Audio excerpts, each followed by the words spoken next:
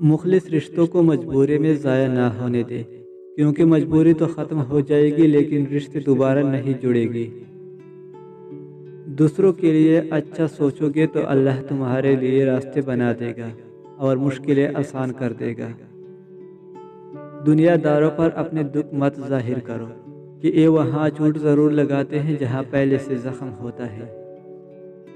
جو اس سے مانگ کر شک میں نہیں پڑتے، اللہ بھی کبھی تنہا نہیں چھوڑتا۔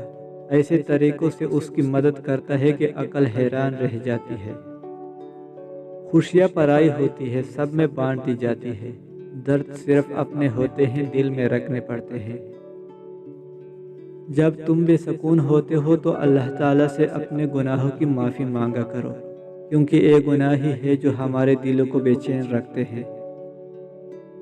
وقت کے ساتھ ساتھ انسان کی قدر و قیمت انسان کی نظر میں کم ہو جاتی ہے، لیکن اللہ تعالیٰ کے ساتھ آپ جتنا بھی وقت گزارے آپ کی قدر و قیمت میں اضافہ ہوگا۔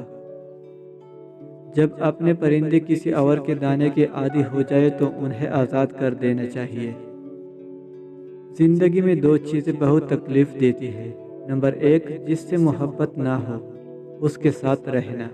نمبر 2، جس سے محبت ہو اس کے بغیر رہنا۔ ضروریات ان کو کہتے ہیں جن کو پورا کیے بغیر جینا مشکل ہوتا ہے، اور خواہشات وہ ہوتی ہے جن کو پورا کرنے کے چکر میں جینا مشکل ہو جاتا ہے۔ کبھی ہم کسی کی اور کبھی نہ کبھی کوئی ہمارا جگہ لے ہی لیتا ہے، یہی زندگی کی اصل حقیقت ہے۔ انجان رہنا جان لینے سے بہتر ہے، کیونکہ جب کسی کو مکمل جان لیا جائے تو وہاں فاصلوں کا آغاز ہو جاتا ہے، اور اس بات کا دکھ صرف اسے ہوتا ہے جو کسی بھی رشتے میں مخلص ہو۔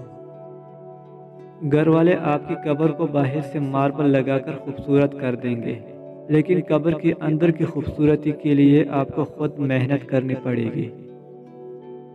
اس غلطی کو چھوڑ دو، گارنٹی ہے کہ وہ شخص آپ کو اگنور کرنا چھوڑے گا۔ یاد رکھنا، جب تک آپ اس شخص کی ہر بات صرف اس وجہ سے مانتے رہو گے کہ کہیں وہ آپ کو چھوڑ نہ دے، یا آپ حد سے زیادہ اس کے ساتھ اچھے بن رہے ہو، تو ان دو صورتوں میں وہ آپ کو کبھی اگنور اور ہلکا لینا نہیں چھوڑے گا۔ یہ غلطیاں چھوڑ دیں۔ حد سے زیادہ لاپرواہی اور ضرورت سے زیادہ خیال، یہ دونوں ہی ایک نتیجے پر پہنچتے ہیں، وہ ہے اس شخص کو کھو دینا جس سے آپ محبت کرتے ہیں۔